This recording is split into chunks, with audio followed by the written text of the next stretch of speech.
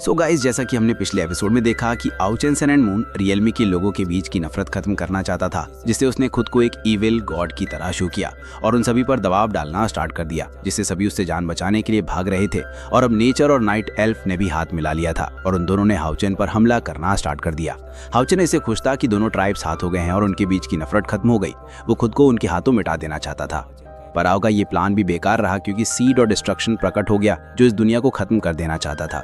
Holi dragon को लग रहा था कि इस दुनिया के लोगों की किस्मत में मिट जाना ही लिखा है, पर आउचेन उनकी किस्मत बदलना चाहता था।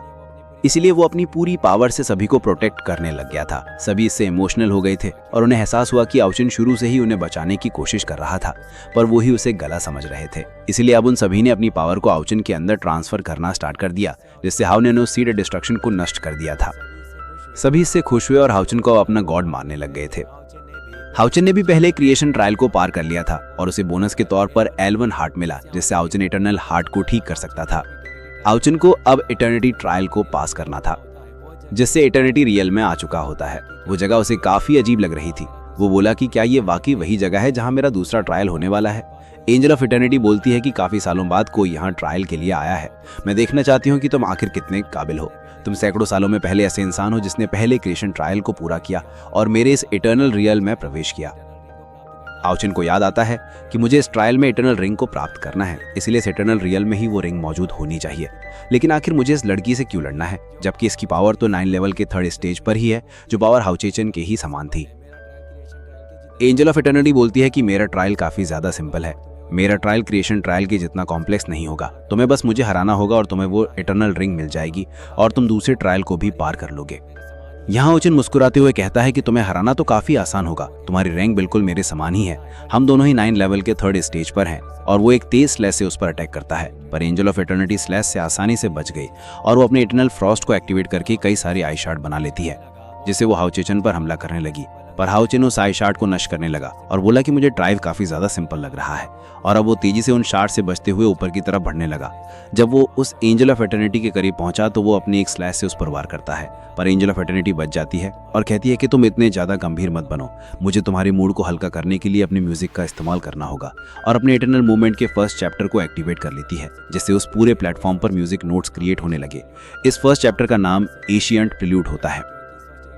हाउचेन भी इस एनर्जी से भयभीत होने लगा, क्योंकि इस फर्स्ट इटर्नल मूवमेंट की वजह से एंजल ऑफ इटर्निटी की पावर 9th रैंक के 5th लेवल पर पहुंच गई थी, जिससे वो हैरान था कि आखिर इसकी ताकत अचानक 2 स्टेज कैसे बढ़ सकती है। और अब एंजल ऑफ इटर्निटी अपने म्यूजिकल नोट्स की मदद से हाउचेन पर हमला करने लगती है।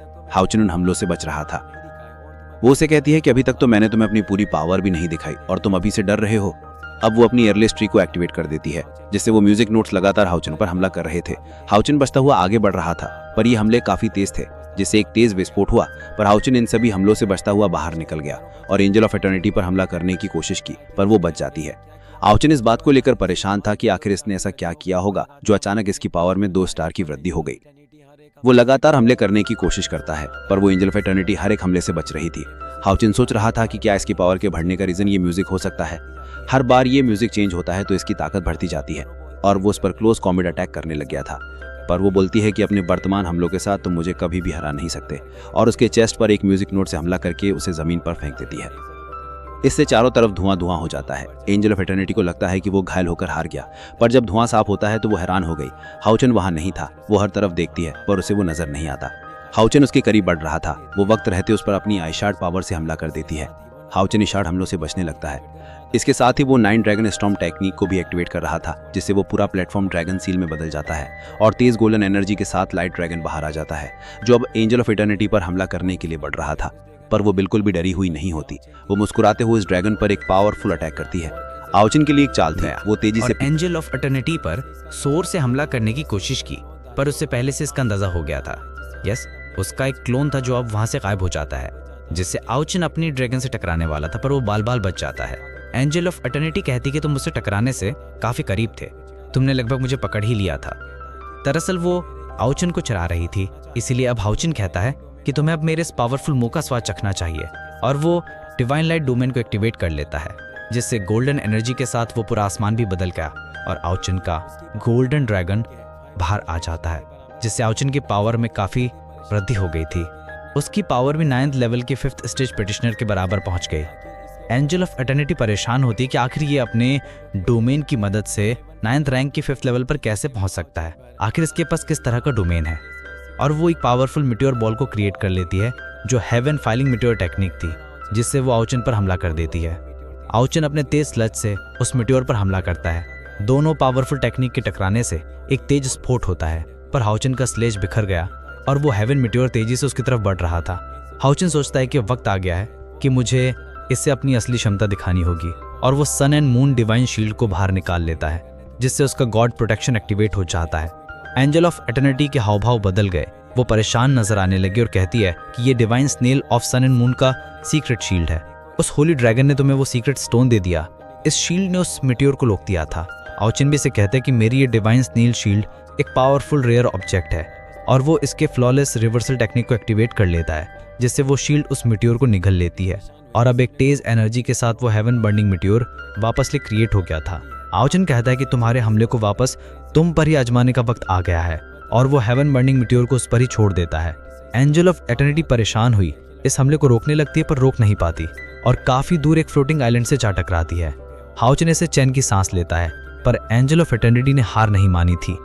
पत्थर में से तेज रोशनी निकलती है और एंजल ऑफ एटर्निटी सही सलामत बाहर आ गई। वो कहती है कि लड़के, तुम्हारी स्किल वाकई काफी अच्छी है। इसमें कोई आश्चर्य नहीं कि तुम उस क्रिएशन ट्रायल को पास कर चुके हो, पर तुम्हें अब ध्यान से रहना होगा, क्योंकि मेरा म्यूजिक अब अपने नेक्स्ट चैप्टर की तरफ बढ़ने वाला है। और वो अपने इक्वेटेड मूवमेंट के सेकंड चैप्टर को एक्टिवेट कर लेती है, जिससे इसका नाम स्टार ऑफ डार्कनेस होता है, जिससे वो डार्क बॉल से अब आउचिन पर अटैक करने लगी। इस सेकंड चैप्टर की वजह से उस एंजल ऑफ एटर्निटी की पावर वापस से बढ़ चुकी थी।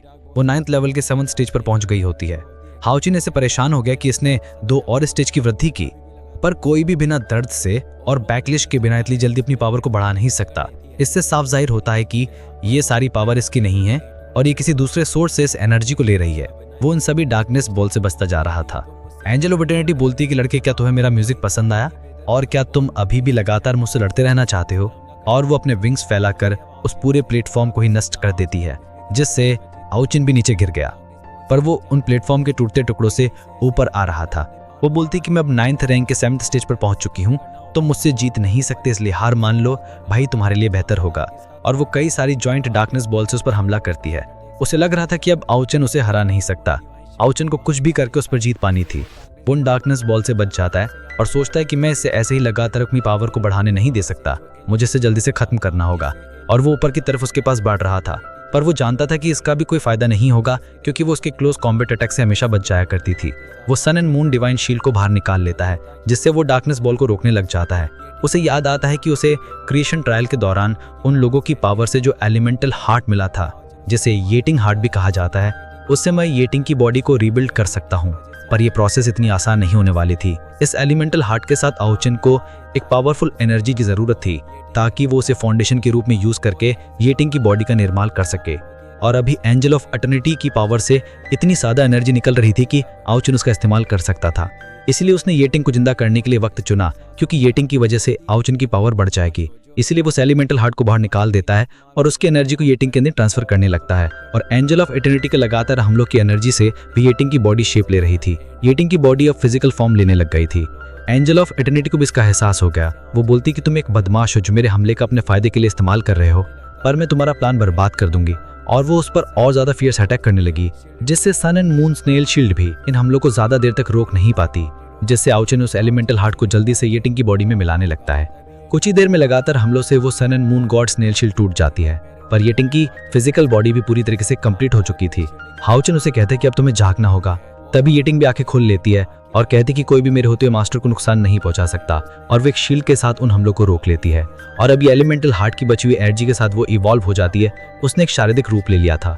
इसी के साथ ये एपिसोड यहीं पर खत्म हो जाता है। वीडियो पसंद आया तो अपने दोस्तों के साथ शेयर करना, साथ ही इस वीडियो को लाइक और चैनल को सब्सक्राइब करने के लिए आपका तहे दिल से शुक्रिया। Thanks for watching.